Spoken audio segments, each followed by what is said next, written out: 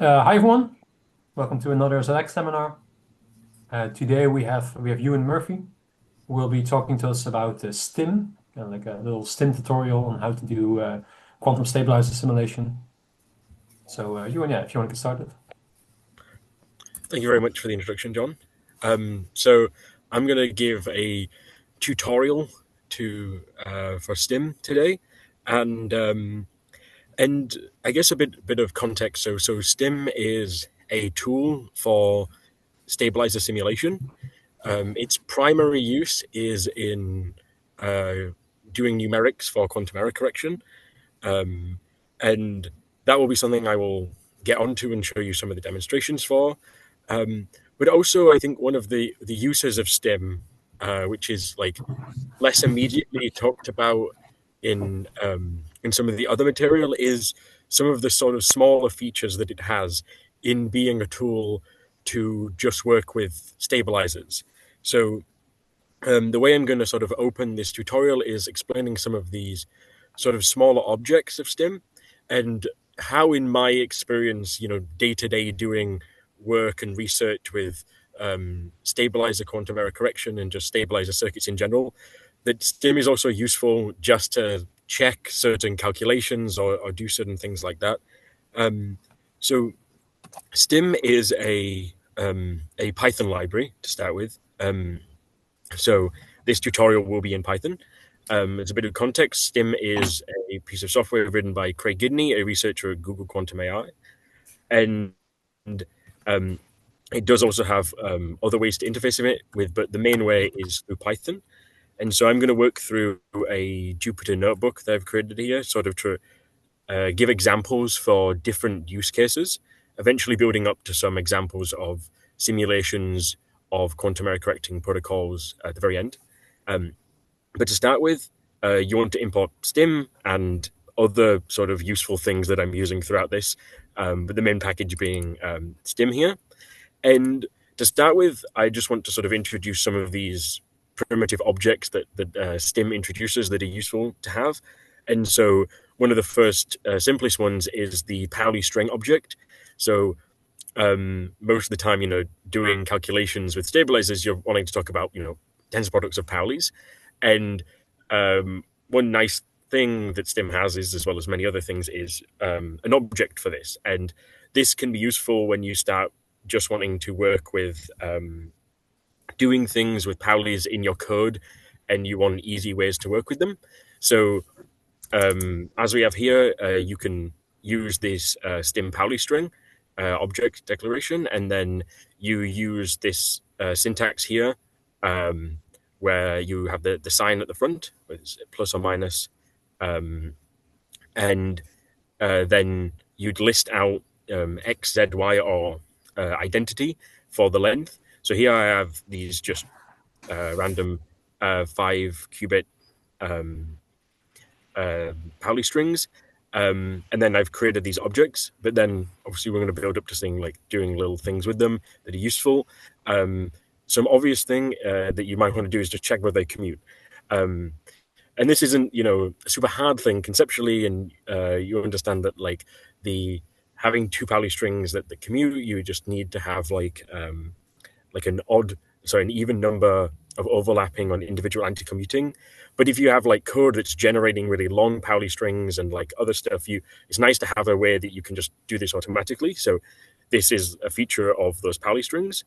But then sort of building up, one of the main things that you want is a tableau to sort of store the state of a stabilizer circuit. So whether you think about this as the um, the tableau defining a initial state, or a tableau defining a circuit, which I'll get to the circuits in a little bit, that evolved from the initial zero state. So um, how you would create a tableau from a list of stabilizers is that you first have some set of um, Pauli strings, so using the stim Pauli string object, and you have these as a list, and then you can use the stim.tableau from stabilizers to create a tableau object. So this now creates you a tableau that you have in your Python code. Here, I've listed out the stabilizers for the 5-qubit code, plus it being in the logical Z state, so the logical 0 here. And so I've created them, and now I have a tableau that's initialized in that state. And so the default representation, if you just print one of these tableau objects, is this diagram down here. So it may take a little bit to figure out how to read this at first, but essentially each one of these columns is the qubit, and this is describing how the generators of the tableau map the X and Z basis. So if you think about this as a circuit, this is also like if you input X on the X, I, this tableau maps that to Z here. Z, I, it gets mapped to this. And so the stabilizers are the ones that the Zs get mapped to. So the stabilizers I've listed here are the sort of columns in the Z. But there are specific constraints on if you define a set of stabilizers, and you will also run into sort of errors if you try and do things that you shouldn't do. So here is an example. If I overspecify the stabilizers, then Stim will have a problem with this, because I've stated more stabilizers than define a given state. This is in principle not a problem, but you might not want that to happen. So you can, if for some reason you have like some method that's generating the stabilizers of a code, like quantum error code. Sometimes the method that generates them might have an overcomplete basis, and you could do some procedure to sort of prune that. If you really wanted just like the minimal version, or you can just tell Stim not to care about this, and then it will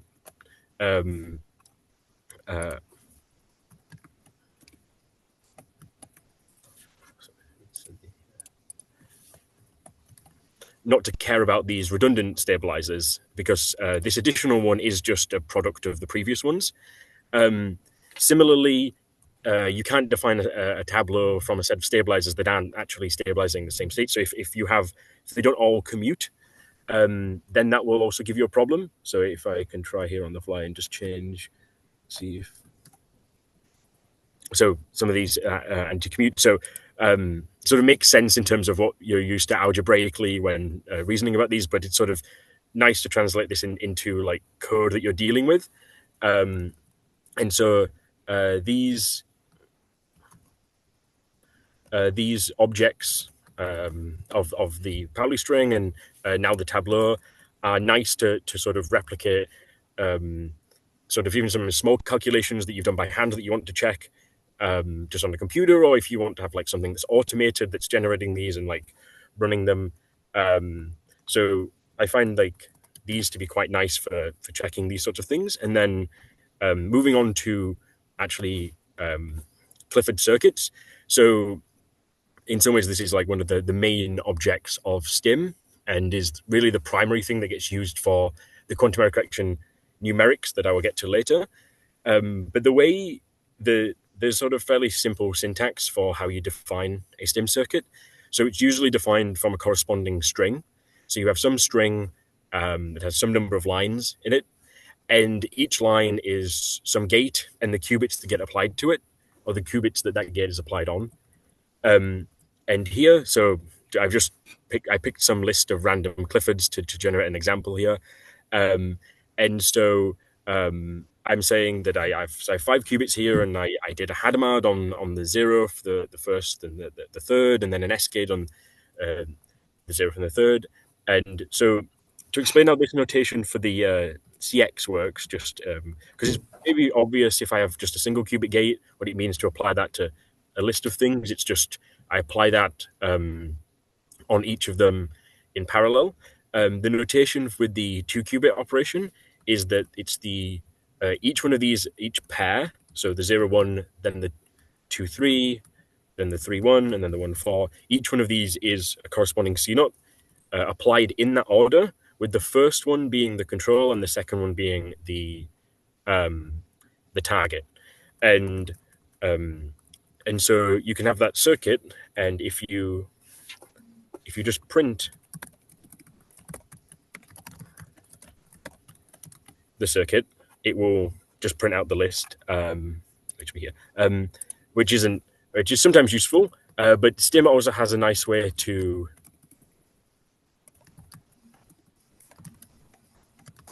show you a diagram, which for very large circuits is a bit impossible to actually see. But when you're working on some small circuits and sort of prototyping, um, it can be nice to sort of just visually check these things especially when you're sort of trying to debug using Stim, or just debug using, just doing a calculation by hand and then like run some code and make sure you implement it properly. So here we can see like the circuit corresponding to this. So there's the Hadamard's and the S, then the C naughts, the Hadamard's and the S. So and Stim allows you to sort of convert between these objects that you're using, which is very useful depending on like, often sometimes even like mathematically I might have a circuit that I want to understand as its tableau, or a tableau that I want it stabilizing like generators, or like want to all convert between them all.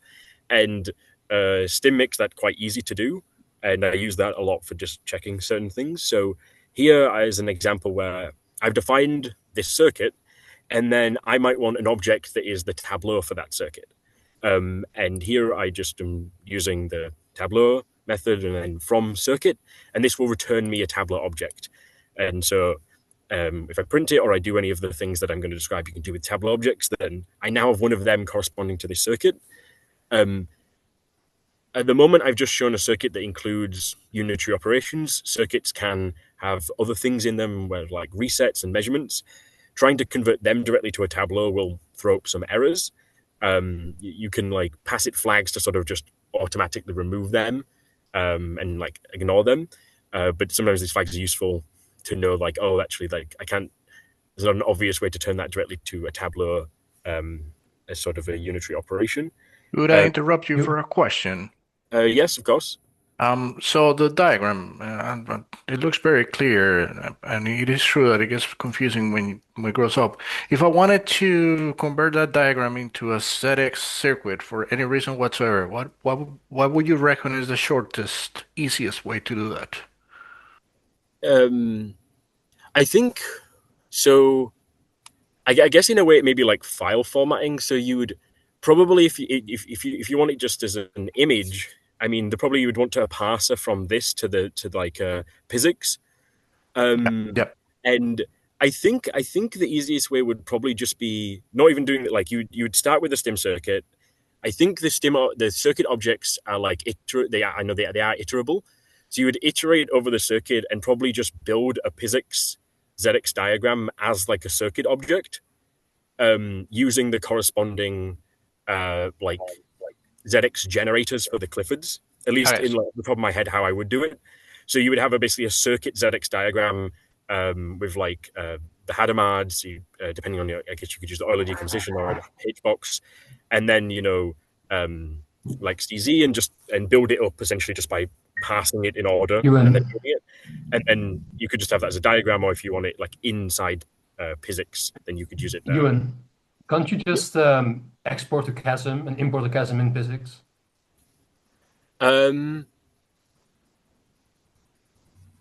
I think actually, surely Stim exports the chasm, right? You know what? Here's a good example. I've actually never exported to chasm, but the way I check all of these things is I just go to the API for Stim, which I found is useful for all of these references, and if you go to circuit, it will probably say here, yes, to chasm. So yeah, and some I'd like, but so you could probably that'd actually be the easiest way to chasm and then chasm into physics. And there's also a question in the chat by Rosine. How do you get the X part when generating the tableau from a list of stabilizers? So I'm assuming that like a tableau is not really specifying the full circuit because you have the stabilizers and destabilizers. I guess it's the underlying question there. So there is like the yeah, so the tableau defines the destabilizers, but you fix so going from the circuit, so if you're doing it from the circuit, then you're actually just passing in different generators at the beginning. So if it's from this point of view where it's like circuit to tableau, then the stabilizers themselves come from just putting in different, like initializing the state and passing it. So going from the list of stabilizers, which I believe is probably the one he's referring to here, there is a way to like determine the set of destabilizers that uniquely match to those stabilizers. So, because there's up to some equivalence. Because if you fixed your generators, like the actual generating set, then I think you have fully fixed the set of destabilizers that you have. If you allow for like just the same like space of stabilizers, but you're changing a generating set, then you can have multiplication up to that. So you think under the hood, you can do some Gaussian elimination to determine that like what the destabilizing set would be from this function. And then from the circuit one, you can kind of think about it as I just pick different initial states, like whether it's like X basis or Z basis, and then push them through the Cliffords to see what I get at the end. So this wouldn't be unique, right? There's a choice involved that you have to make here. I think for the because this is a state, not a code, so it's fully specified. Like the stabilizers, I think it's actually fixed the set of destabilizers. But a state is not a map. But what you're describing here looks like when you say it maps Z to like So, ZII to something like it's a thing that has the same number of inputs and outputs, which is not a state. but there's also your sort of it depends which one you're circling to about the circuit. I'm talking about the tableau from set of stabilizers. Yeah. It's not so much about because you've also fixed a basis. So the actual so in general, like the actual space, like the map there would be a choice there, but I think you've sort of pre-picked the choice by specifying the basis. So if you keep this basis, then as in you take this tableau and then you've already fixed like the Z parts of these columns here, then I think you have uniquely fixed the X parts.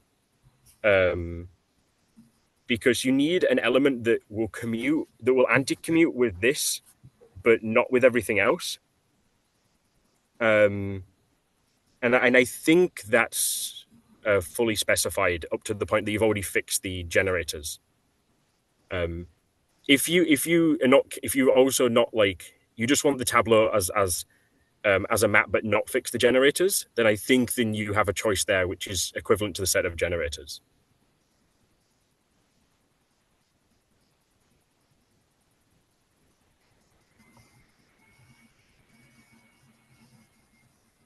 Does that make sense? Not really, but maybe I can think about this a bit more. Yeah. I mean, there's maybe there is a choice coming in terms of, but I'm trying to think about where that is because usually it's in terms of like the specific generating set you pick for the stabilizers. But I think if you already assume that to be fixed, then that fixes the destabilizers. But maybe there's another choice coming in here that I'm missing. Sorry, can I interject? Even after you fix the set of stabilizers, you could still, if you give me a set of destabilizers that's consistent with that, I could still then multiply any of those by still consistent.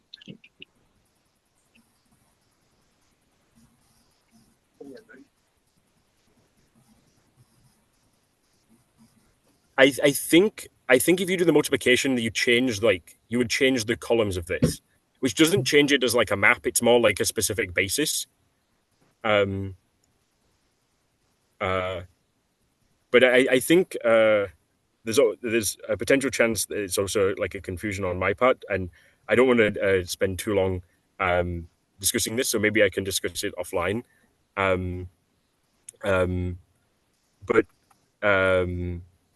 But you can use So here you can do the circuit to Tableau mapping. And once you have a circuit, then you can also go back. So converting a Tableau to a circuit. So this definitely doesn't give you circuit for the Tableau. Even here, when I've like created the Tableau from a circuit to begin with, and I've converted it back, you'll get a different circuit. This is just running some like Gaussian elimination type operation to convert the Tableau to the identity and like remove do like row operations in order to remove the gates. But so this will not be unique and it will not be optimal. But there are some uses in having this, which I will get to. So by being able to sort of use these objects, you can fairly easily do something that you might get by doing some calculation, or maybe you get something, say, from a ZX diagram, and the way there are ZX ways to do this as well, of course. But say you have like two like circuits, and you can't obviously tell them by either that they're equivalent. And here they give like the same Tableau, but even if they gave the same Tableau, then like the basis itself could be different. That's like even if the underlying like map is the same, but the basis could be different, and it can be hard to tell just like looking at it that they would give you the same result. So one way to do it here that sometimes is useful is that you can essentially invert one of the tableaus and compose it, and then check if that's the identity. I think this is the same way that in physics you sort of do like a generic, I think, ZX diagram reduction if it's equality. I think that you take the ZX diagram and then you inverse it and compose and then try and reduce to the identity. So this can be useful to sort of, if you have some complicated circuit and checking if they're equal. Equivalently, here I've like gone to converting them to a tableau first, then composing the tableaus in this way. Because so if you have a tableau, you can then compose it using sort of dot then, and this will allow you to sort of build up a tableau through like subsequent operations. But equivalently, you can compose the circuits and then convert them into a tableau to see if you get the identity. So here, when we do the composition, we're getting this object, which is the identity tableau. So this is a bit more of a complicated sort of combination of using these, but I wanted to give a bit of a use case for what being able to do these is for, that I have actually used in research. So it can be useful to, in some quantum error correction protocols, just kind of abstract away how you've gotten into like a stabilizer state. You might just want to be able to say like, I'm at this particular stabilizer state, then I want to run some quantum error correction procedure. So run some, I have some sequence of gates, and then those are all noisy. But I want to say that like when I start, I'm in this particular stabilizer state, as opposed to always starting in the O0 state. And you might have that specified as a list of stabilizers. And so this, combining sort of some of the previous sort of functions that I described, a way to do this is you have the 5-qubit code, and I have that as a list of stabilizers, and I want to be in the stabilizing state of the logical 0 of the 5-qubit code, and then I can figure out like I want to apply some procedure after that. And what you can do is use these procedures where, so I have this 5-qubit tableau that I previously had, which I got that from the stabilizers by converting the stabilizers to the tableau, and then I can get its corresponding circuit.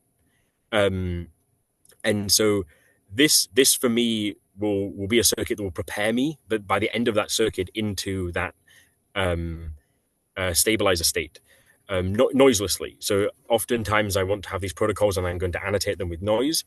But if I just want to be initialized in a particular state, then this can be useful. I'm just going to mention here that there's a couple variants of this, because you can either have it output some unitary circuit that it will get from doing Gaussian elimination, or you can have it directly do the measurements for the stabilizers and then perform the destabilizer corrections. So to give some examples of that, I have the stabilizers for the 5-qubit code I have up here.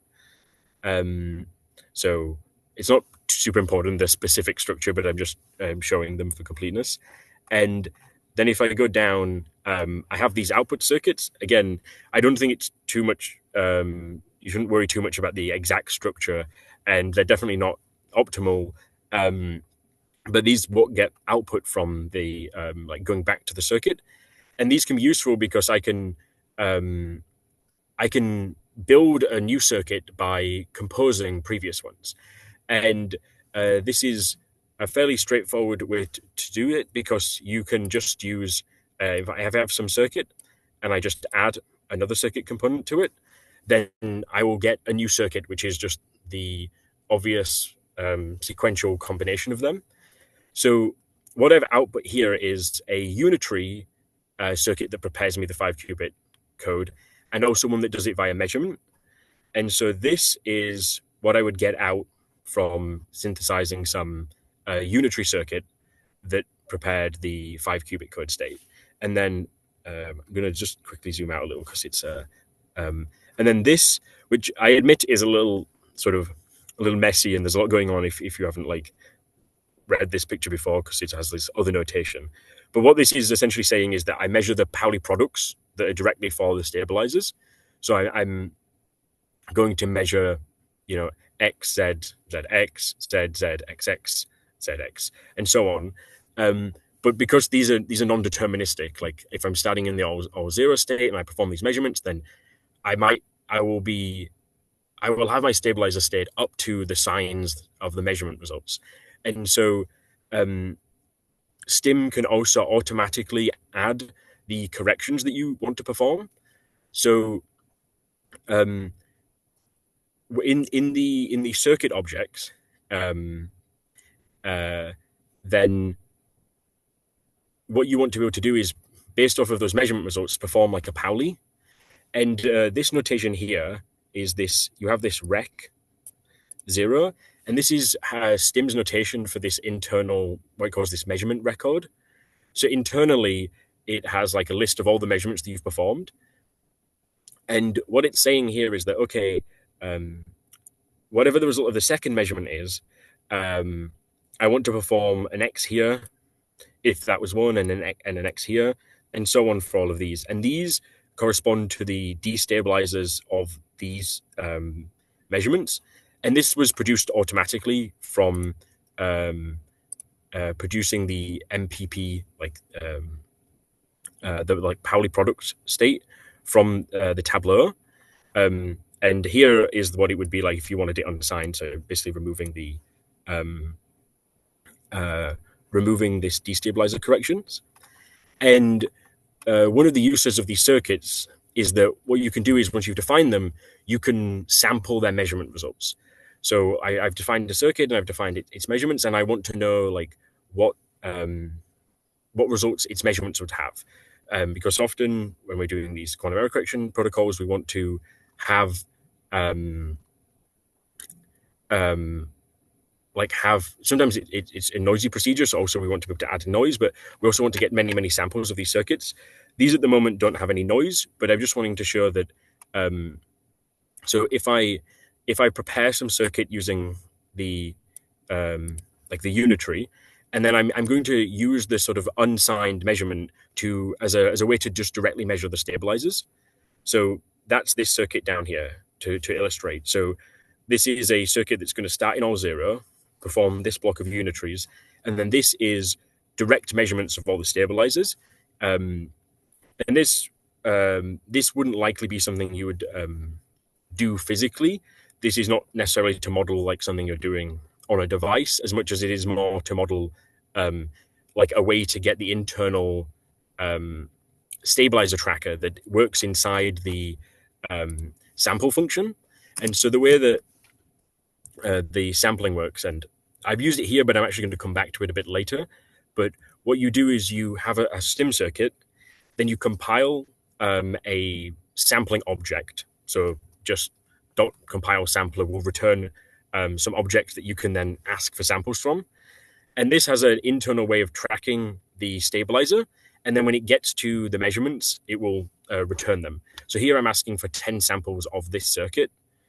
And so what I'm doing is I'm preparing this and then running and then sampling all of these measurements. And what I'm illustrating here is there are each row of this is a different sample, and each column is a different measurement. So each one of these columns is a different one of these Pauli product measurements, which here are directly measuring the stabilizers. And what I'm trying to illustrate here is that I am actually in the stabilizer state at this point of the circuit. So if I were to like add subsequent parts of this circuit and build it out with this initial part, then I could sort of build a protocol knowing that, okay, at this point, I've like made sure I'm in this stabilizing state, and then I can test whatever protocol I care about. Here, it's also very big. Here, I instead of preparing the state using the unitary circuit, I've prepared it using the measurements and then the destabilizer corrections, and then I'm doing sort of a check also using the measurements. So here I have this circuit. It's on 5 qubits, and then I perform 8 total measurements. So there's, sorry, not 8, 10. So there's 5 measurements here, then there's some destabilizer corrections, then these measurements as well to check the stabilizers. And what I'm seeing here is that these first 5 measurement results are possibly going to be random, like depending on if the stabilizer you're measuring is also like stabilized by all everything being in 0, which this 5th one is, but they could possibly be random.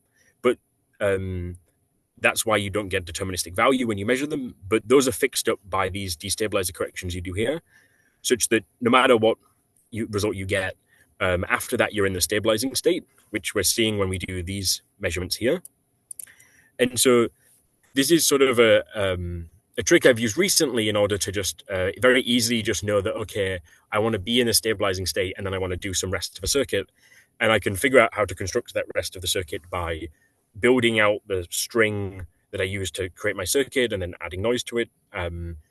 But it's nice to have this sort of way to just be like, okay, specify some stabilizers, it generates me a circuit, and I can treat that noiselessly. It'd sort of be up to you whether or not like I've used this the measurement bit before, but as you can see, this if I use the measurements to do the preparation, it sort of muddies up the sort of measurement data you get here that you might not care about.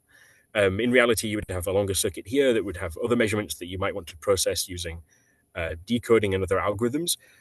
So you might want to use this way where you have the unitary circuit and then so it doesn't add additional measurements. These ones that I've added here, you could include them, but this is just so that I can show here in this illustration that I am actually in the stabilizing state. Other examples of sort of just converting between. Ewan, I have a question. Oh, actually, I have 2 questions.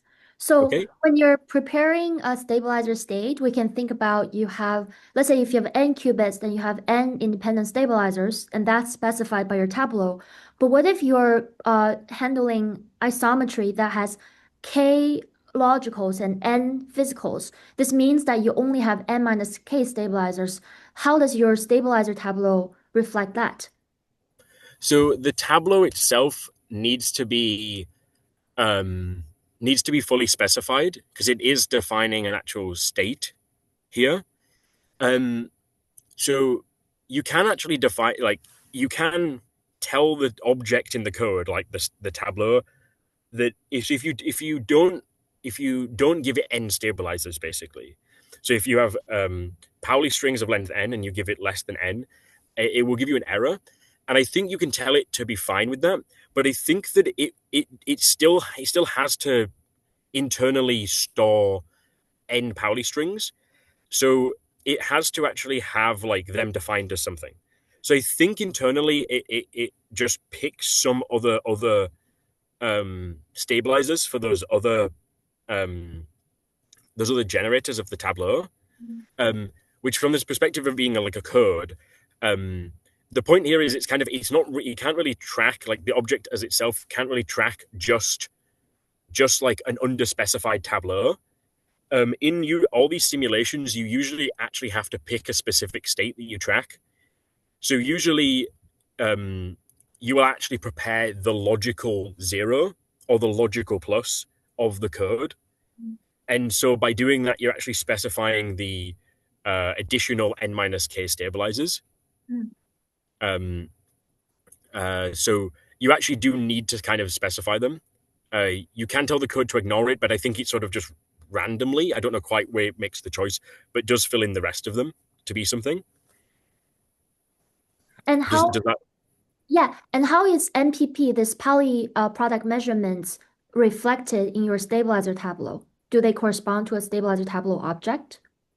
So so these are parts of the circuit object. So this is so it's like this the sort of, it's the list of operations that I can perform. You can think of like the circuit in a way as it's ways that you can modify the tableau.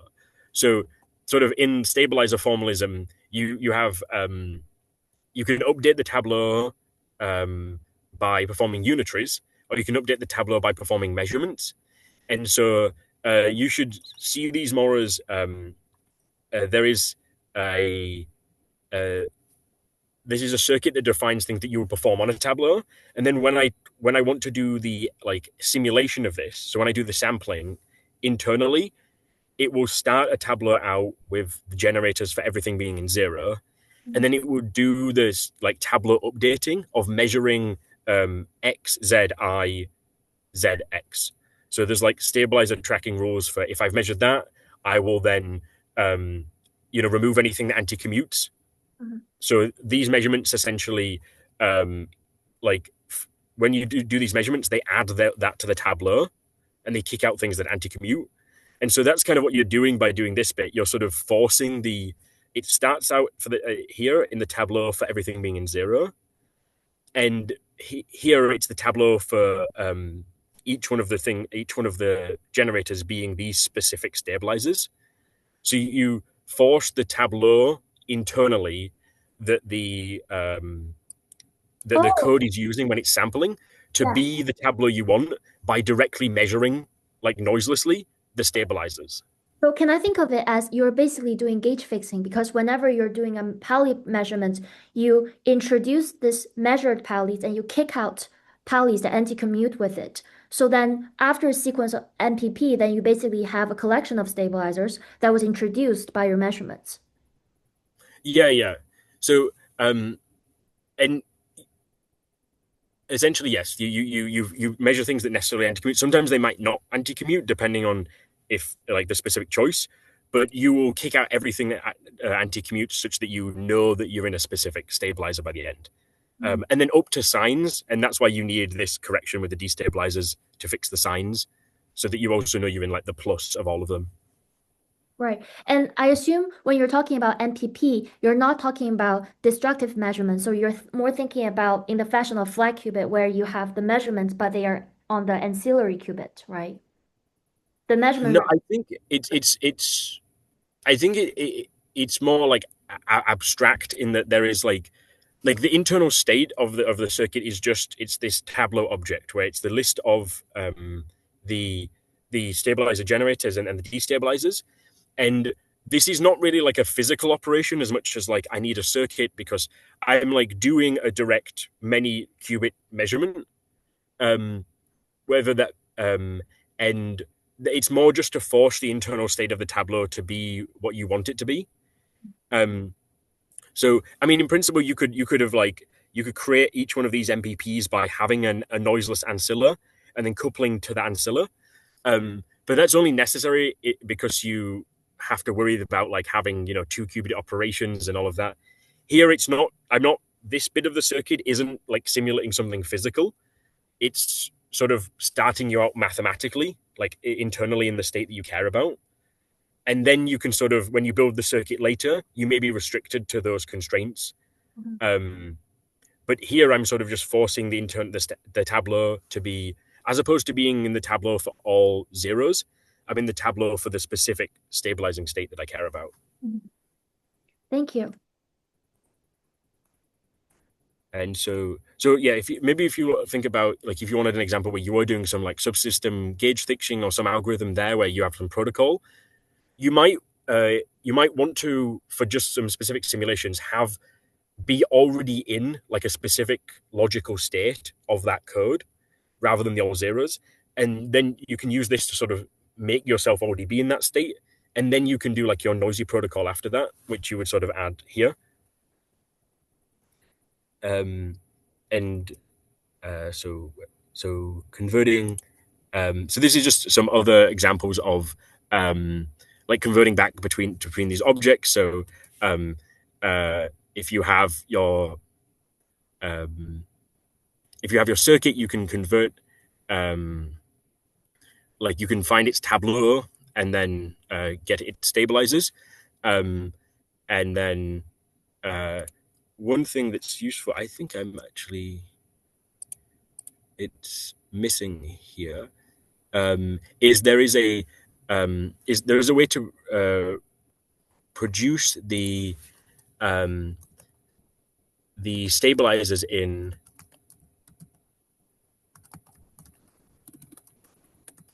what is known as like canonical form. So sometimes you might get, you're writing down these stabilizers as a set of generators, but you might have like two sets of stabilizers that, like, you want to describe the same stabilizing state, but you've been given them by a different set of the generators of them are sort of permuted. And so or actually my example of this is down here. So if, for example, I take my 5-qubit code stabilizers and I'm just permuting them here. So I'm generating another tableau where I've mixed up the generators. So I'm just performing a basis transformation. So I'm multiplying rows by each other. And but now I wanted to be able to check, actually, are they the same? And so the easiest way I've found to do this is you essentially convert the stabilizers to a normal form, which is helpfully done by Stim. So what you can do is take those two sets of stabilizers that you have, create the tableaus of them, and then return those tableaus as canonicalized stabilizers. You could also, think that could I do the inversion trick again? That can also work. I'm just sort of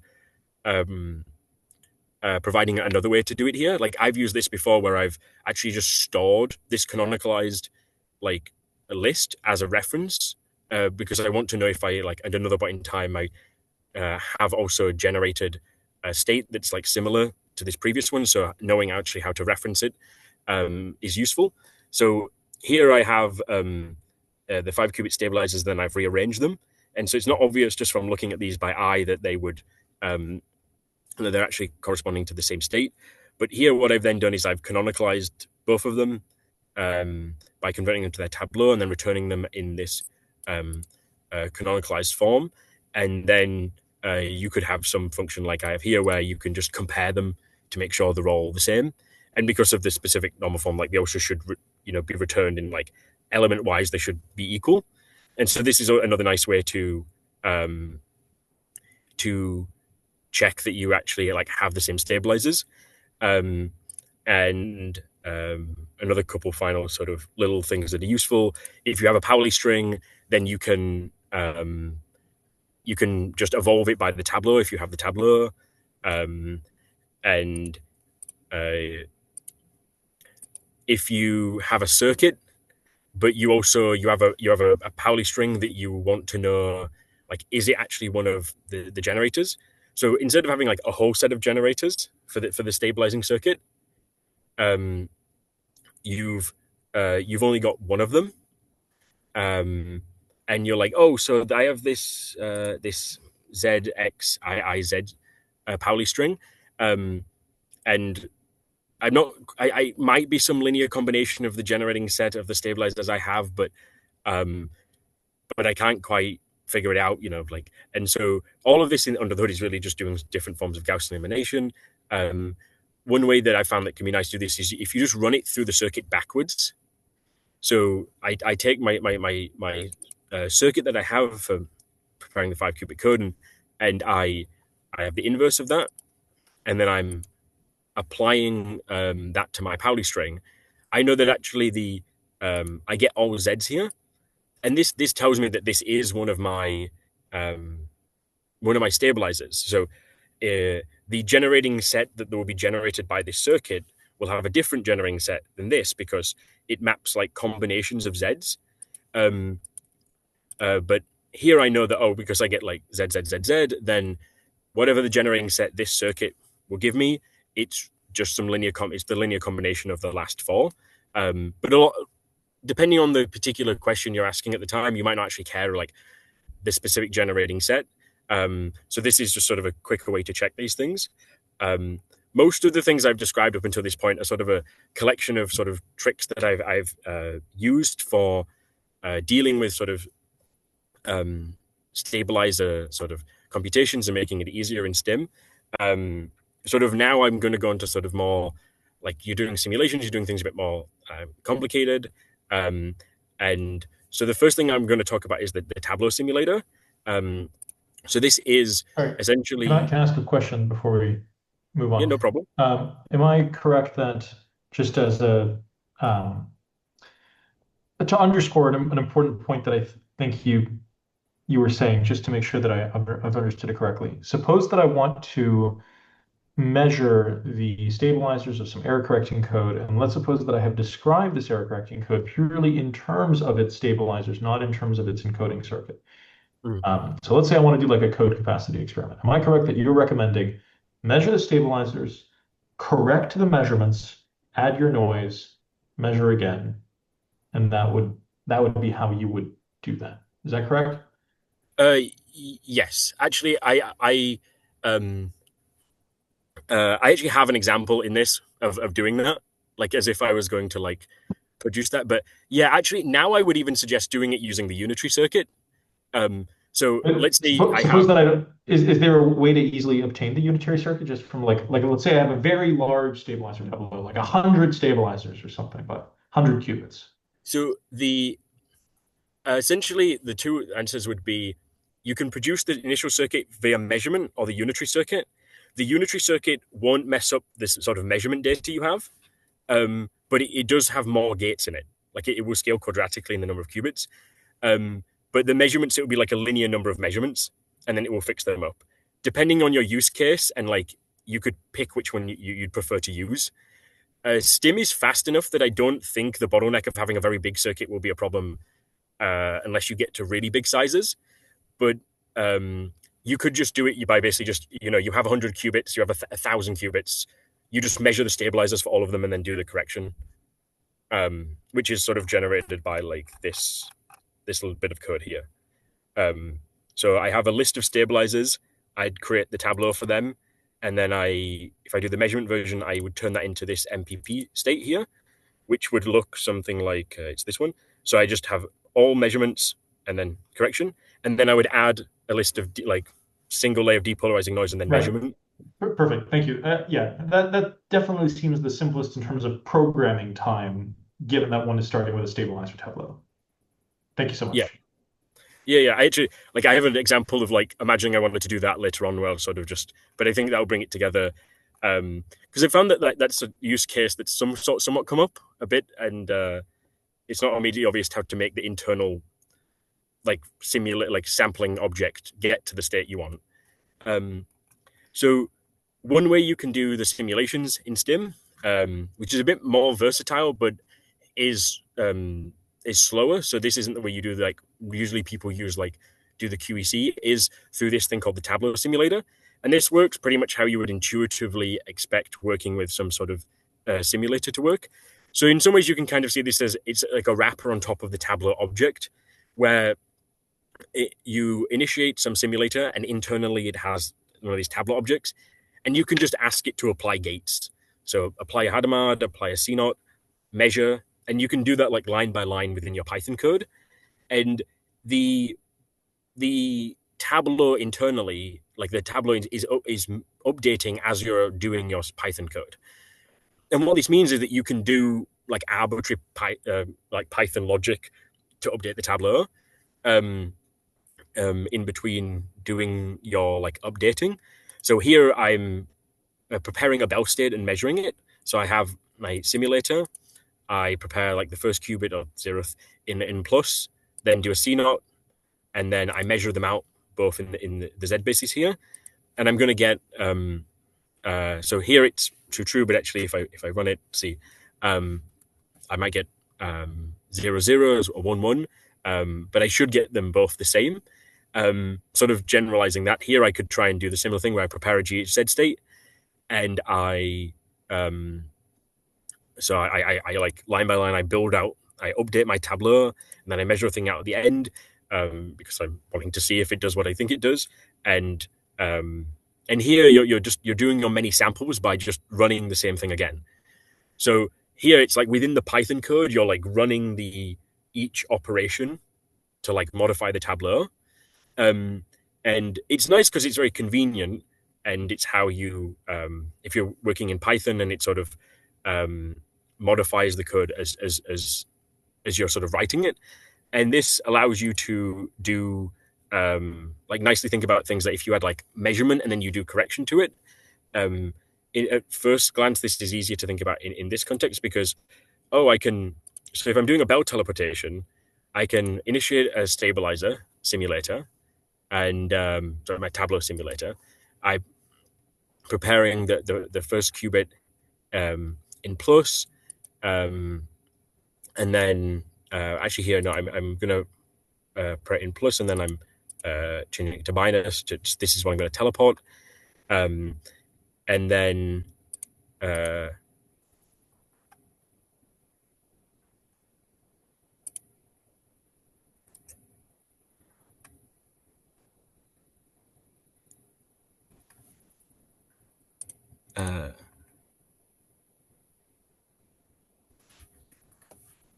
yes, so the flow of the code here is essentially, so I prepare my initial state, I have, and then I also am creating a bell pair on my like between my like second and first qubit here, and then I'm going to measure them out in the bell basis.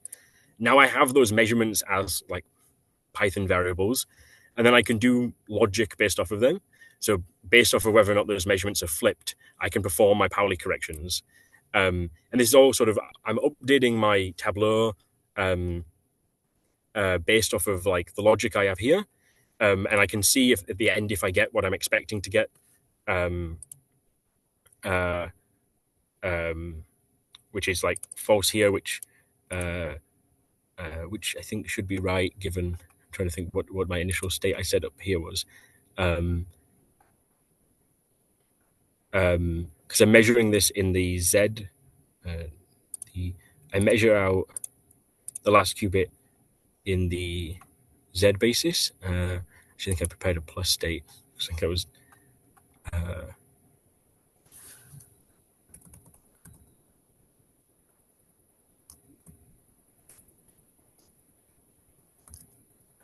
No, this should actually be, I think.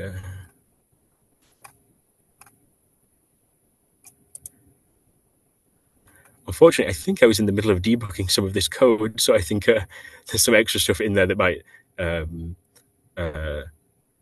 is confusing me at the moment. So I'm not going to lose time trying to sort of explain that too much. But the point is that you here you are each point updating the stabilizer by performing each gate. So I perform the state preparation, then I do the measurement, and now in using the measurement results, I can you run some Python code and then do the next results, and this sort of intuitively is sort of how I think it makes sense to think about interfacing with a Tableau simulator. And the only issue really that comes up there is performance, which is one of the main things that was sort of addressed with Stim, in that the problem is that you're sort of, when you're doing each one of these samples, you're doing it inside of Python, you're like running through another loop, and the sort of classical computation can be expensive. And so the main model that how Stim works is actually you predefine the entire circuit, and then it's compiled from something that you can sample from. So I've actually already shown this before, and this was in how I was getting the sample data from the circuits when I showed previously. And this mode of operation is actually the primary way that people use Stim. And so the way that Stim is implemented under the hood is that it's incredibly fast to sample from those types of objects, because it sort of pre-processes the entire circuit so that it can know how the measurements are going to flip, particularly when you add error to these. So I haven't quite gotten to that bit yet, but I'll show some examples in a second where what I really care about is having a circuit defined with measurement that has some noise in it, and I just want to sample that circuit many, many times and know how that noise flips the measurements. And so this is more efficiently done by predefining the circuit and then sampling the measurements. So as opposed to here, like manually going through in the Python and like updating the stabilizer Tableau, the way this works is by creating one of those Stim circuits, compiling one of these sampling objects, and then sampling that many times. And that gives you all the data for the measurements afterwards. And then you process that to know how to perform your correction. And so I'm going to give an example here of like a simple error correction demonstration, sort of following the logic of the question that was asked. So if I have I want to perform a channel noise error correction numerics experiment for the Stim code. And so I have some stabilizer code that I want to perform some numerics on. So here is the Stim code. Here's a diagram of it, which is from the Stim code page of the QEC Zoo. And so it has X and Z stabilizers on the 7 qubits given by these like 4-body operators. So it has 3X, 3Z, and a logical along the side. And so I've written up a very simple like min-weight decoder for this, where I'm just wanting to correct like one error that happens to show this. And I'm like, oh, okay, here essentially I've like gone through all of the possible syndromes that you can get. So I'm going to measure like the syndromes of flipping this, and then combinations of them. So this simple decoder here essentially just goes through each one of the possible like 8 combinations of the 3 syndrome bits, and allocates the single qubit Pauli that would be most likely. This is not an implementation of a maximum likelihood decoder, but this is say I have some decoder. There's an example here of one that I want to do some numerics on to test its performance, and I'm going to want to test that in the channel noise case. So in that case, I'm abstracting away the circuit that performs the error correction. I just want to have a stabilizing state, apply some noise to it, and then decode the syndromes. And so the way that I am showing doing that here is using the previous method that I described. So here are the parity check matrices for the X and Z stabilizers, and then the logicals. And then these are as like binary matrices at the moment because it's easier to use them to calculate the syndromes. But then I have a couple lines where I turn them into the Pauli string objects, or a list of Pauli string objects. So these iterate through the binary strings in the NumPy array and convert them from the binary string to the Pauli string version. So this is using some like from NumPy function here. And this is so that I now have like my stabilizers and my logicals as Pauli strings so that I can construct the tableau and then the circuit from them. So here, what I'm doing is I create this state preparation circuit, and this uses what I had before, where I'm just creating a tableau from the stabilizers of the stabilizers and then the Z logical. So I'm preparing a logical 0 of the Stim code, and then I'm just generating the circuit of that. So here I'm using the unitary circuit, and then that has no noise. But I know that after that I'm going to be in the stabilizing state for the logical Stim code. Then I have a layer of depolarizing noise. And so here, this is a little function that would just generate me a single line Stim circuit for depolarizing noise on all the qubits. So here is a nice diagram of it, which also you can use this diagram function. Mainly, I think this is for when you're using in Jupyter to also generate a something that's not just the ASCII. So here I'd start out in all 0.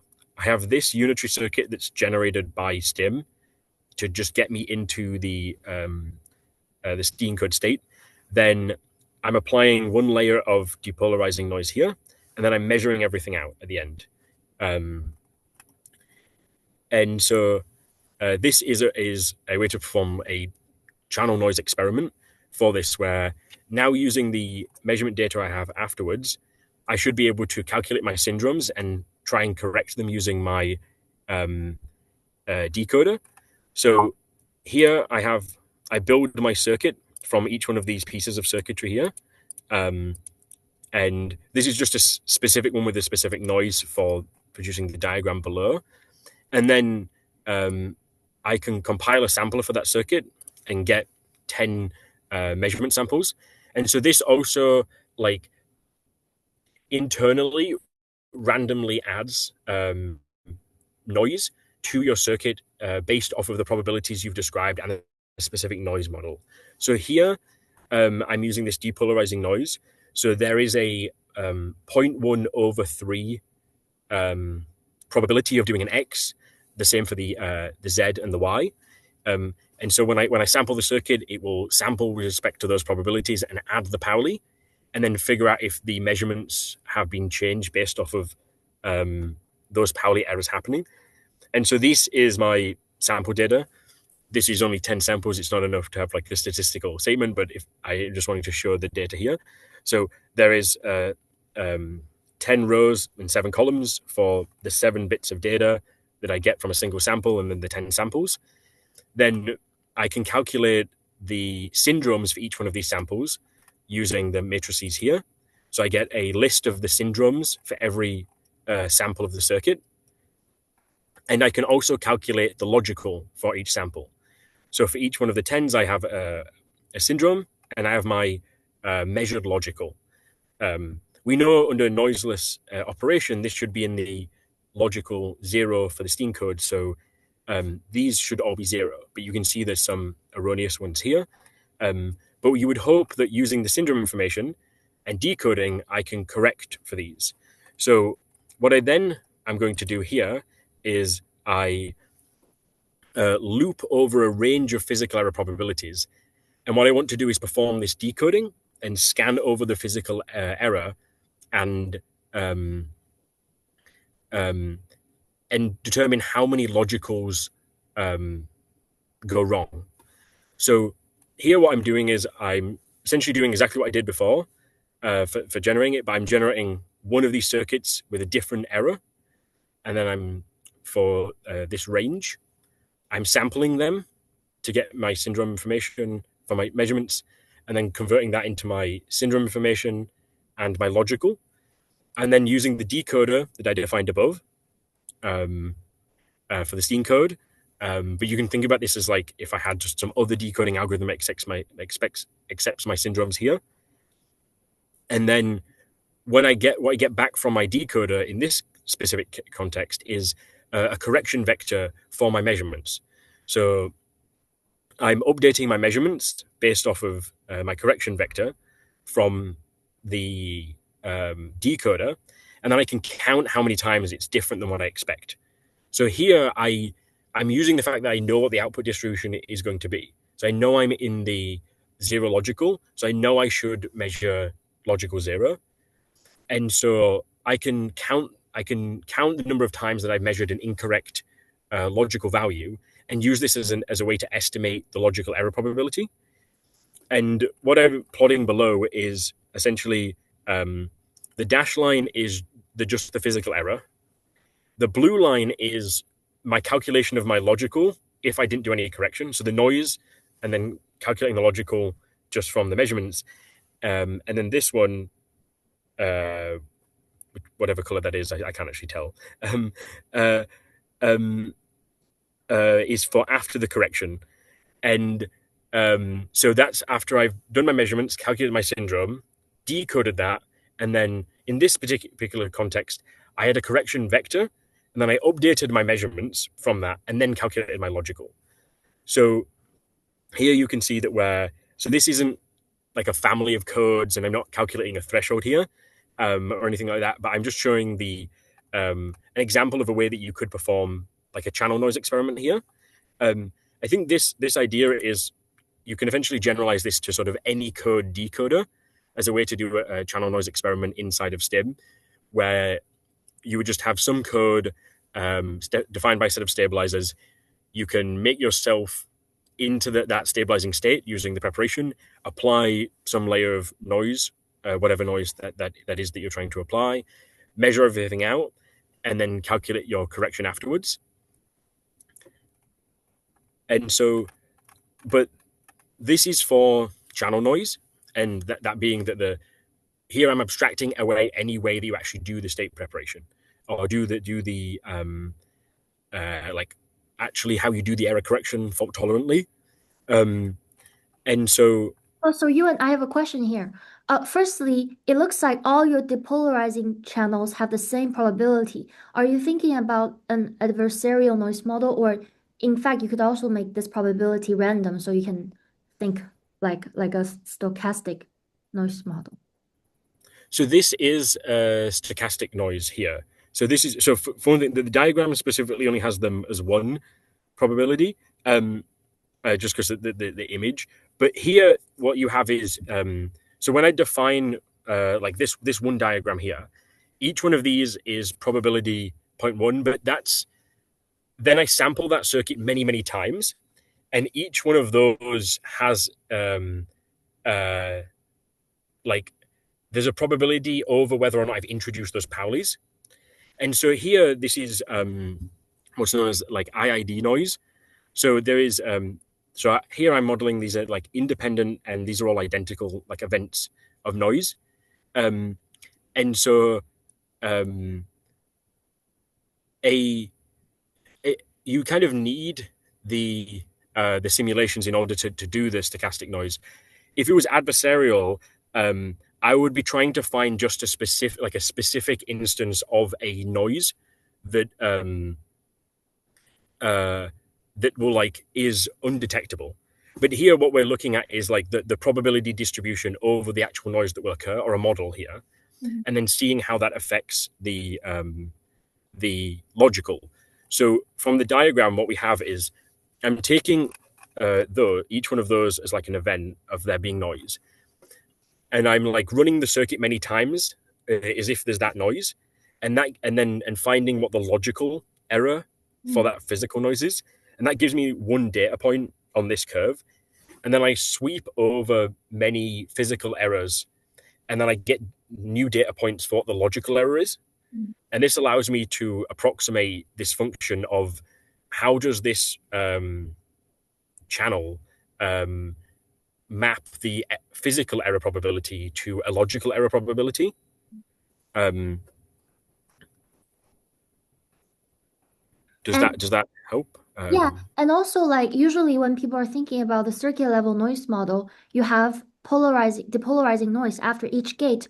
Why here you are having the noise channels at the end of the circuit? Like, why don't you need to worry about the propagation of errors throughout the circuit?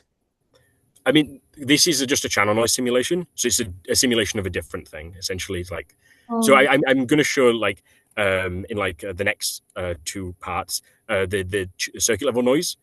But this is this is specifically for like a code capacity noise. So where you don't actually, you're abstracting away the way the circuit works. For circuit level noise, you have error on all of these, and I'll show that just in a second. Thanks.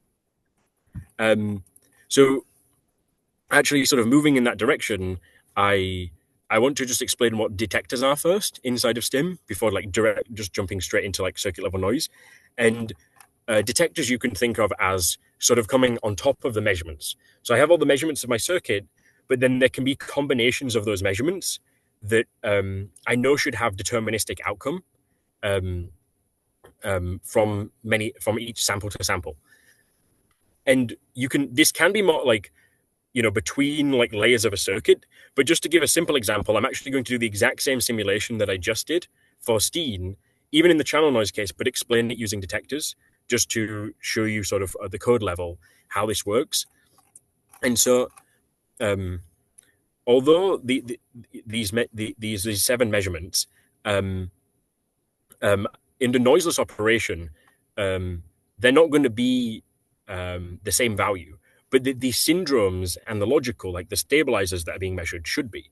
And so I can define detectors actually for those combinations of measurements inside of Stim. And so what I'm doing here, and this picture is very small to see, is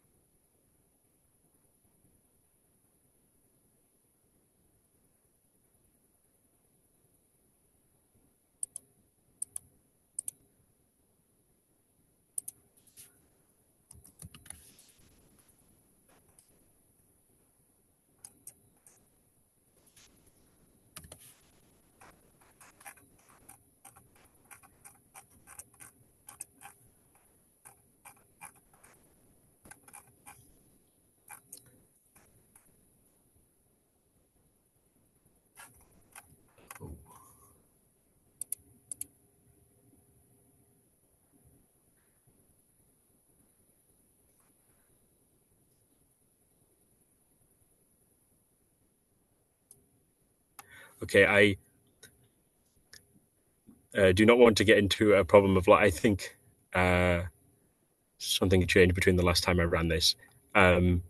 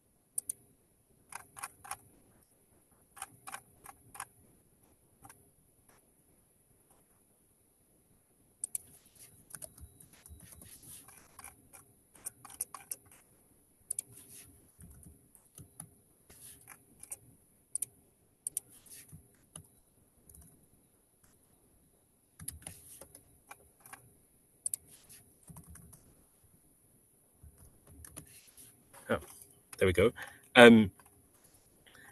So apologies for the bug. What I've defined here is essentially these detectors. So detectors are collections of measurements that I know will have deterministic outcome between samples. And it's a little hard to see, but what these 3 detectors are is the stabilizers. So there are technically 6 stabilizers for the Steam code, but I measure out all in one basis. So because we have a CSS code here, and I'm measuring out all in the Z, I can only reconstruct the Z stabilizers. But this is fine because I'm also only measuring the Z logical operator. So I want to know which, so those stabilizers allow me to also identify the Paulis that would flip that. So here what I'm doing is annotating my circuit by these detectors, as in, so the combinations of measurement that give me a deterministic outcome. And then also what I can define in Stim is the logical observables. So Stim has this way of also allowing you to define directly in the circuit the things that should be consistent between samples, and then the things that you're going to be checking if they are going to be flipped.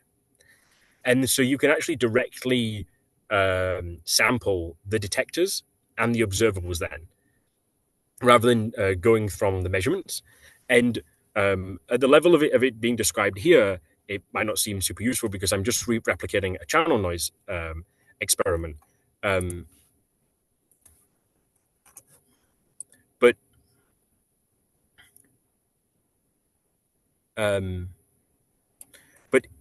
So here, this is the diagram for doing the sampling from the detectors. So what I've done is I construct a detector sampler, and then I sample those detection events. So what this does is it constructs a detector error model. This is a decoding graph that relates all of the errors to the detectors. So in this simple case, I've just described the stabilizers directly from the measurements, and then Stim can work out how those detection of the errors are going to flip those detection events. So when I'm sampling the detectors here, I'm sort of directly sampling the syndromes and the logical that's going to be flipped. And so I can do this decoding by decoding directly these syndromes using the same decoder I use because we're still in this channel noise case, and then determining how many of them flipped. So I'm sampling directly my measurement observable. And then here, to make sense of this now, we don't actually have the direct measurements. So I'm not going to have 7 bits of data for every sample now. I'm going to get 3 bits from the detector, and then also a separate list of bits for the observable, which are these 2. And then when I decode, I'm going to get a correction vector, but I don't have the measurement data to then apply that correction to. But what I want to know is that, from my decoder, does my decoder tell me that I should flip the measurement result that I got?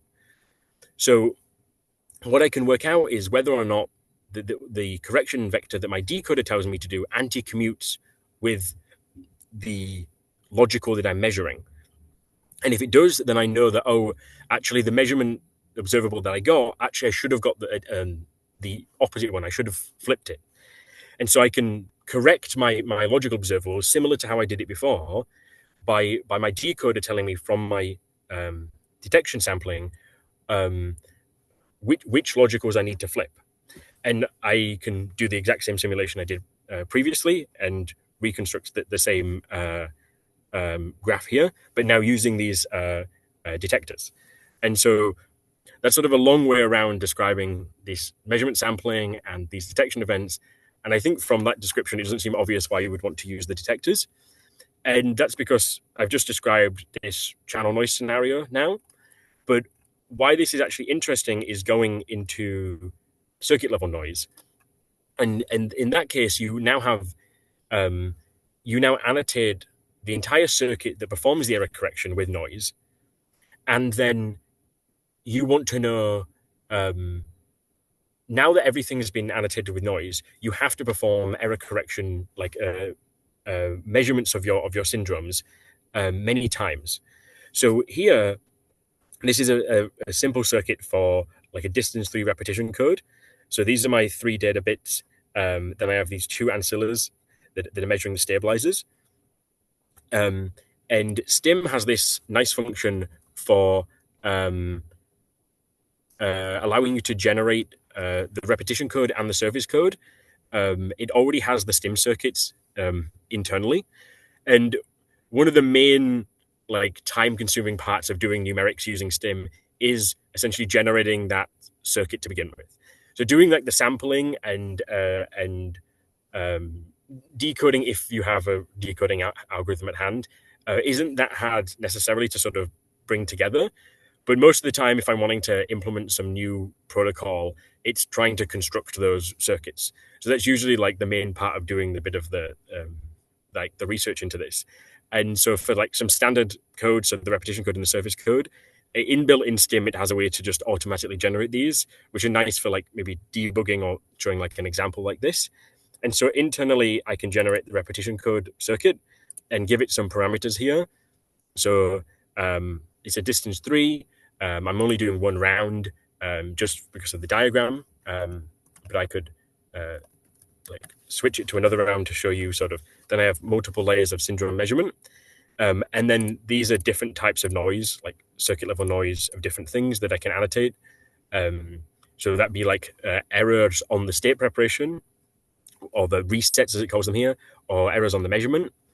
And the detectors are useful here because when you do multiple rounds, or you do like measurements of many things in time, you can form deterministic combinations of the many measurements you've performed in time. And so what you can then do is, rather than sampling the circuit and then trying to recombine the right measurements to those deterministic combinations, you can directly annotate the combinations of the measurements inside the circuit that form the detectors. And so here, I'm doing these 2 rounds of repetition code measurement, and this measurement here, I know the combination of this measurement and this measurement should always be 0.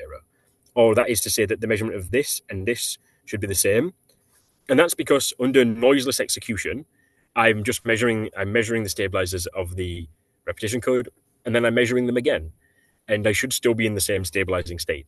So I should have like the combination of the two. You can either think about it as the value should be the same, or that the like parity sum of them should be 0. And that's what I can annotate here. So this detector is saying that this measurement and this one should be the same, similarly here. And then these ones are essentially saying the same thing, but we know we're in like a known stabilizing state here. So we're in zeros. We start in 0. So this detector is sort of knows that this first measurement itself is deterministic. So that's just a detector of a single measurement. And then when we do the final measurements at the end, we are forming detectors between some of these and these.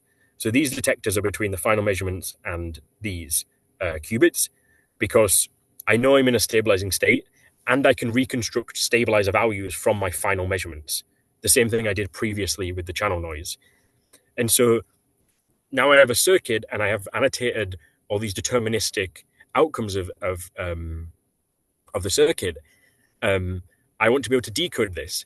And so you actually end up with a decoding problem specifically then for the channel, for the circuit level noise. So I have a circuit all defined with noise and a set of deterministic measurement outcomes under noiseless execution. Now, when I sample those the detectors directly, and those get flipped, I now want to know how to use that information to identify whether or not my logical got flipped. So here, the logical for this repetition code is just this last measurement. But in general, it will be whatever the combination of your measurements that is the thing that you're wanting to determine whether or not you're flipping. And so Stim provides a very handy function, which is that it can compile the detect error model, which is the decoding problem for the defined set of detectors that you have. And so you've defined a circuit, you've defined it with noise and all the detectors, and Stim can automatically construct the decoding problem for decoding on that circuit. You do need to have a decoder that can use that detect error model in order to predict, given the flipped detectors, whether or not the logical will need to be flipped. But fortunately for the examples I'm going to describe here, there is a decoder known as, so there's a decoder known as minimum weight perfect matching, and there's an open source implementation of that known as pi matching, which works very well with Stim.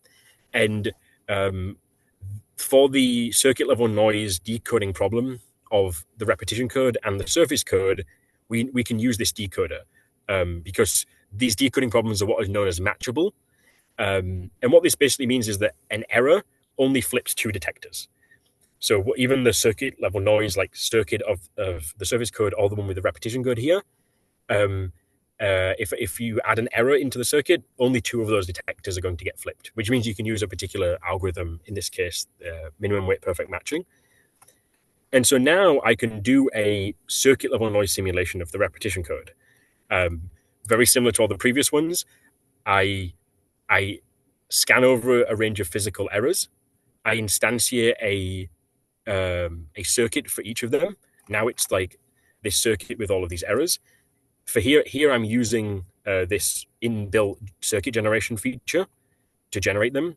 So I have a specific distance, and I'm going to scale the number of rounds with the distance as well, and this will generate me a new circuit each time. I'm going to add this specific noise for the physical error before each round. Then I'm going to construct a detector error model for each one of those circuits. I'm going to use pi matching to decode the detector error model. So pi matching, because it's built very closely with also Stim, it can directly take in the detector error model. For other decoders, you will need to convert the detector error model to a check matrix, like it's like a parity check matrix, like the one I had previously, and then decode on that. There's actually there's a particular library that has a function to do that. It's not in Stim, but it's in another package, and so you can use that for decoding detector error models for like arbitrary codes. Here I'm going to use pi matching, and then I sample the detector error model. I determine what detectors are flipped and what logicals are flipped. I decode the detector error model to determine what observables should be flipped given my decoding information. I then correct them, and I count the number of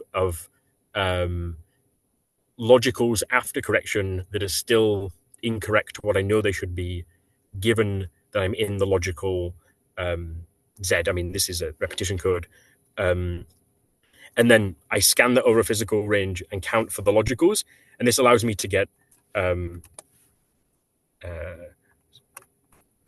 this will run, and then this allows me to get a plot like this, where I can see this is the physical error rate, and then each one of these lines is for a different distance for the repetition code. And so now I can start constructing these plots of analyzing the circuit level noise behavior of these quantum error correcting codes, using like different decoders and different protocols. And so to go to a slightly more complicated example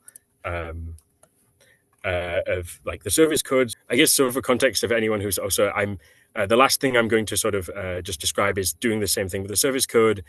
I'll give a brief explanation of Sinter, which is something that works with Stim to make some of these simulations a little easier, and then just give a bit of a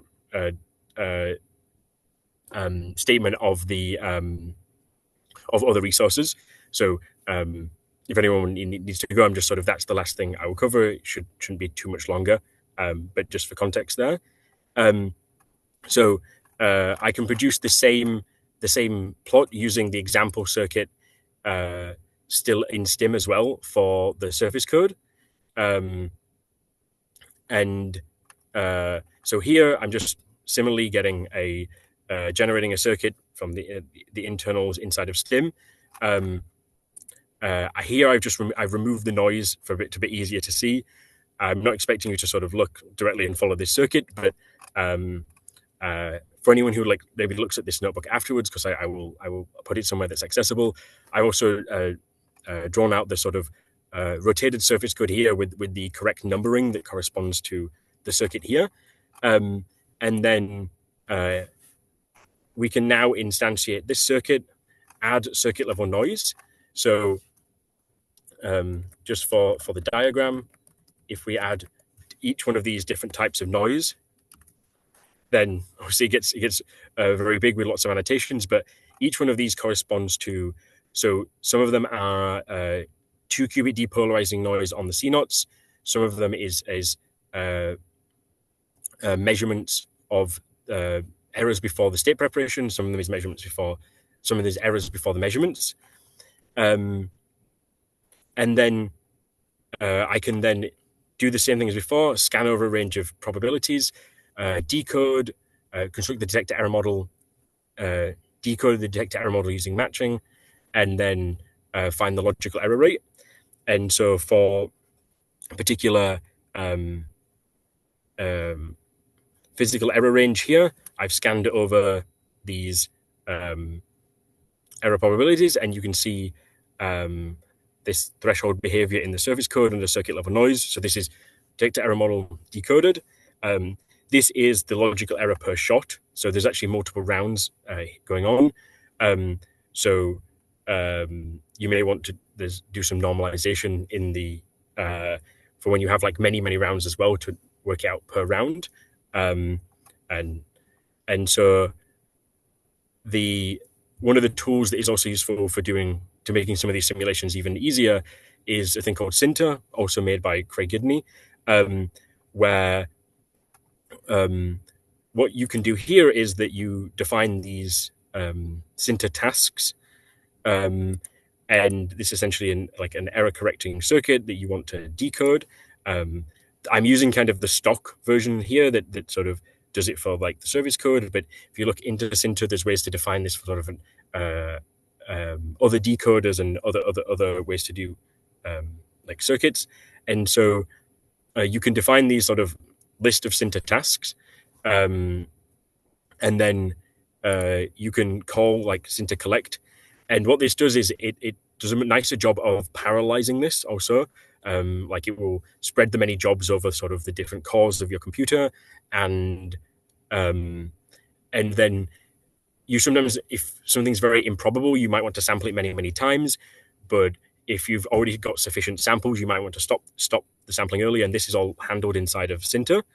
And then that will give you sort of a bunch of data sort of stored in a particular way that's that Sinter uses, but it also comes with its own like plotting functionality. So you can sort of, using like this definition to generate the tasks, this, you collect your data and then use this to do the plotting. And then, so this allows you to sort of, in an even more condensed way, sort of get to like doing a full circuit level noise simulation of a circuit, and like seeing sort of a threshold plot like this in a more streamlined way. And so that's also useful for doing like helps with like a bit more stuff with performance and can like make it easier to do some simulations. And I think I would just conclude by also mentioning that Stim also has a command line utility. So and I found it also useful to for doing some of these things. You can also use them in the command line. I won't go into a lot of detail about that, but the help function in the command line utility is also a good way to find information out about Stim, I found. So you can use Stim help and it will describe you a lot of features for the command line utility, but most of these have like pretty much direct correspondence to stuff in the Python code.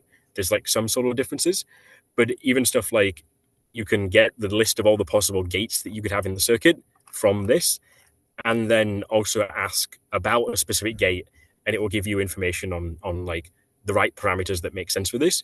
And occasionally this has been a more useful way to get some debugging information rather than like directly going to the online API.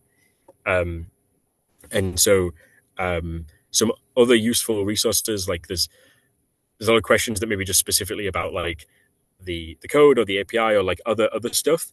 And I find that so Stim has a GitHub where there's like a getting started notebook there, which has like a lot of good information, some similar to what I went through here by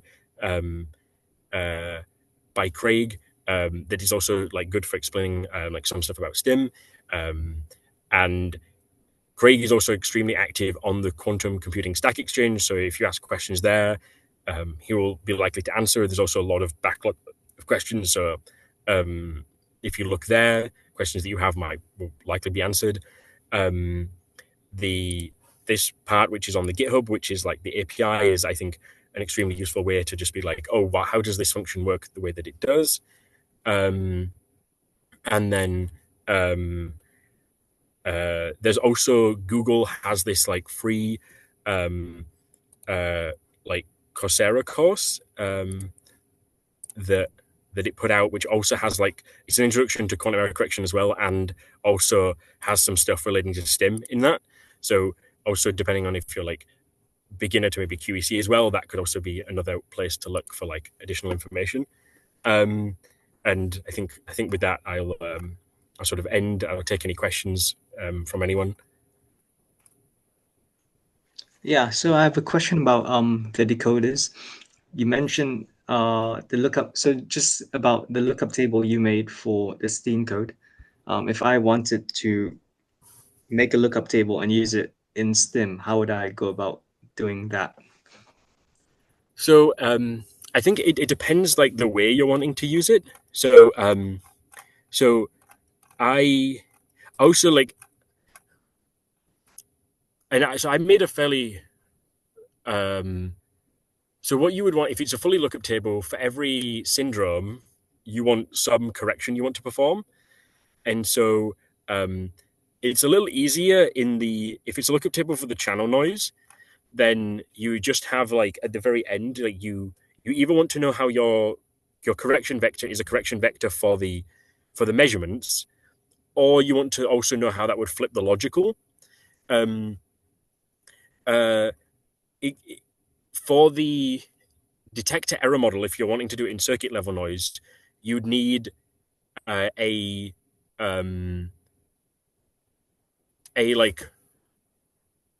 value for every single like combination of the detectors, and then what you want to know then is how that flips the logical, and that will maybe much more depend on kind of like the circuit you're looking at. At the level of like interfacing it with the rest of the code, you just need some function that takes in a syndrome and outputs your correction. And if it's in the circuit level noise model, really, that's usually done in the sense of having like an observable that's defined, and whether or not it flips. So your lookup table would have to return whether or not it flips the logical observable. Here I got around that for my lookup table when I was doing it in the channel noise I returned the correction vector for all the measurements, and then I worked out whether or not it flipped the observable by checking if it anti-commuted. But it would depend if you were doing it on the detectors or the measurements. But in the end, it comes in the same way as all the other decoders. You need to accept sort of a syndrome and then a correction operation, and you just need to know whether or not is it on the measurements, or is that like to flip an observable. Thank you.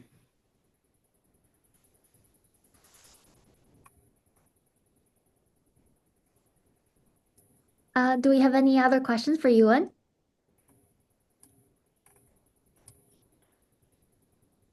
So I have a question about the use case of Stim in, for example, dynamical codes. Like, how would you think Stim could be used for studying like code switching protocols?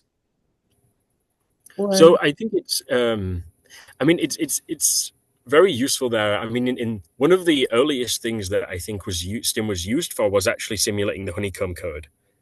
Back in like 2021, there's like a paper by Craig where he like actually does the numerics for doing this, and I think the utility kind of in any protocol is it sort of allows you to numerically investigate the circuit level noise performance. So how you would do that is you would take some dynamic protocol, whether that be, like the measurement schedule for the honeycomb code or the measuring the gauge operators of a subsystem code, and you just have some noise model for doing those measurements, and you create a circuit doing that procedure, and then you form the detectors for those combinations of measurements.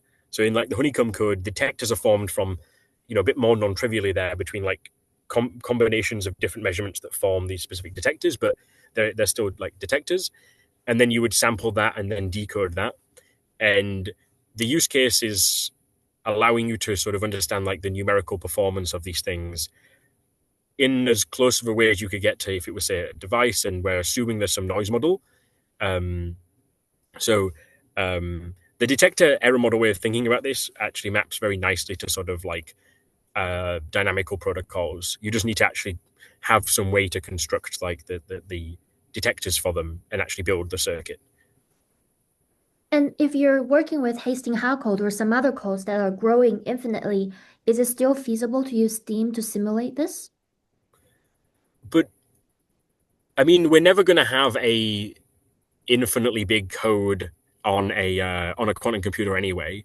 I guess the issue is more like the actual codes that will run on a quantum computer will probably be like distance high 20s, maybe 30s, but not much more than that. And the issue with Stim there is actually not. It's the bottleneck. Surprisingly, is very rarely the sampling. Well, the sampling is incredibly fast. The issue with like larger codes is less the simulating them in terms of like the size. It's still very good for sampling codes that have like very, very many qubits. The issue becomes more when you have codes of very large distance, is the more of the Monte Carlo issue. So if I have a code that has a lot of qubits, and if that also means it has a very large distance, then the logical error rate itself may be very, very low.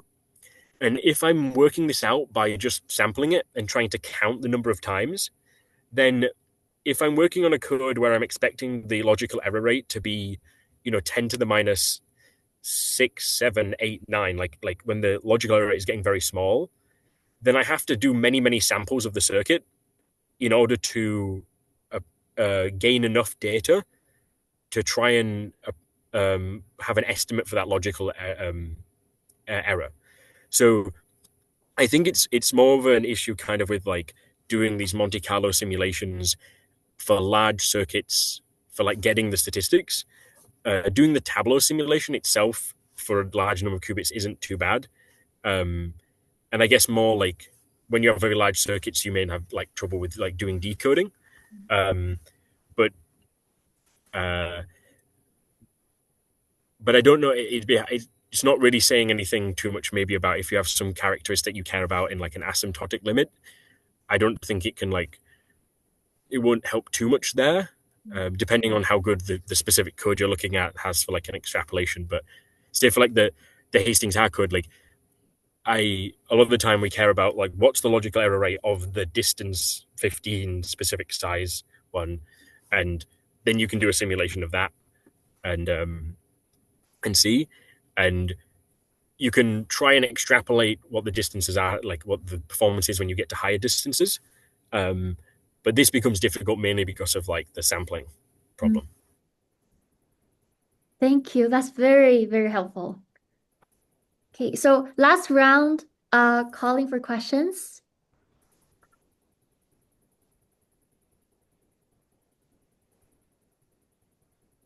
Will you share the code for this afterwards? Yeah. I plan to put up like the Jupyter notebook on my GitHub, so hopefully it should be like accessible. And if we have further questions, how open are you to being contacted with specific details? Fairly open, I work with this a lot, and I mean, there's, I won't know everything, but I think I'd be happy to answer questions if people have them. And could you answer a high-level question about observable include? So the how do I phrase this? I understand that observable include roughly somehow encapsulates the logical operators of the code. Now, and I understand, I can imagine it being very convenient for Stim to be able to be handed those observable operators because it's like, yes, this is the thing that changed. Am I correct that, like, in theory, if my goal was not to make Stim fast, but to make it like as user-friendly as possible, I could, in theory, have it figure out the observables from all the other information. I don't really need to like give them to Stim from a theoretical perspective. because it's just right the remaining stuff that anti-commutes with the some at least one stabilizer and that commutes with all the stabilizers but isn't in the group. And in particular, the actual basis for the logical errors is never really important, at least for the purposes of doing things like computing your, logical error rate. Is that correct? So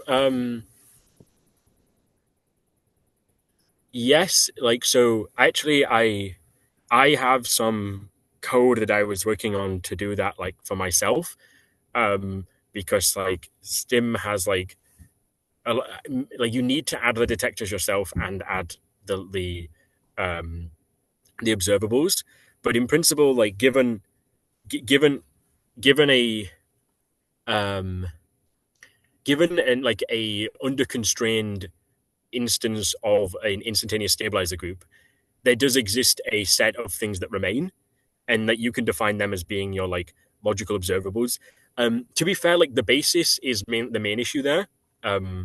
Like it's like there may be other people thinking about this. It's kind of an ongoing project of mine to have code that automatically generates them in a way that's useful, especially for these dynamical codes. This is useful for. But I'd say the short answer is a basis. So if you have n qubits, and then I fix n minus k of the stabilizers, then there's a remaining k space of the normalizers, and any element of them would be, you could say, is an observable. That's technically not quite true, because the observables inside of Stim have to be deterministic. That's because this is really tracking a state. So assuming that also whatever your initial state is, that logical is technically also a stabilizer, but because of the initial state you've used, then you could use observable include. But this, when you have codes with multiple logical qubits, you usually have a basis you've chosen for what is x1, z1, x2, z2, and that can be important for certain operations.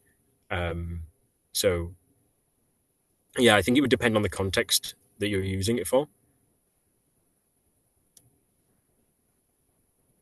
And you said you are currently generating things using Stim.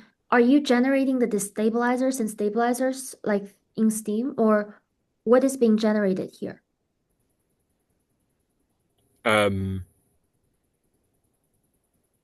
As in the comment I just made about trying to. Yeah. I guess the way I'm doing, I'm using Stim, and to first order, I'm actually using some of those the early stuff I mentioned in the talk. Basically, is using Stim also as a way that has tableaus and Paulis and objects for talking about stabilizer things and checking commutation. And I've been basically I have algorithms written up using those objects to implement procedures to just check what would be a plot reasonable implementations of procedures to create stabilizers, destabilizers, and stuff like that. Mm-hmm. So it's sort of code written sometimes there's in papers there's pseudocode written in terms of oh, I have this Pauli string and then I multiply them and I do. So the way I usually implement that is I take the sort of all the objects of Stim I had at the beginning, and I just try and implement them using that. So if there's logic that's do this thing if these things anti-commute or multiply these Paulis and stuff, I use all the objects that Stim has in order to implement those sorts of things to prototype the algorithms. Cool. Thank you so much.